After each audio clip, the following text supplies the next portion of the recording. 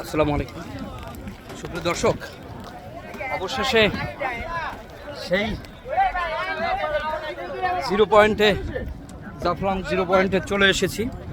দেখুন চারিদিকে শুধু পাথর আর পাথর, অর্থাৎ জাফলংয়ের এই যে ডাউকি যে নদীটি, এই নদীটি সম্পূর্ণ পাথরে ভরে গেছে। আমাদের সব অঞ্চলে তো আমরা দেখি যে বালুতে ভরে যায় নদী, কিন্তু এইখানের বিষয়টা সম্পূর্ণ ভিন্ন।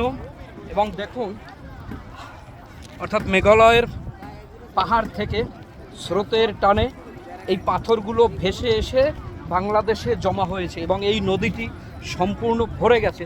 যদিও ওই পাশে কিছুটা অংশ রয়েছে নদীর এখনও পানি যাতায়াতের জন্য, কিন্তু দেখুন এই যে রং বেরঙের পাথর, তাজা পাথর, মরা পাথর, অনেক পাথর রয়েছে।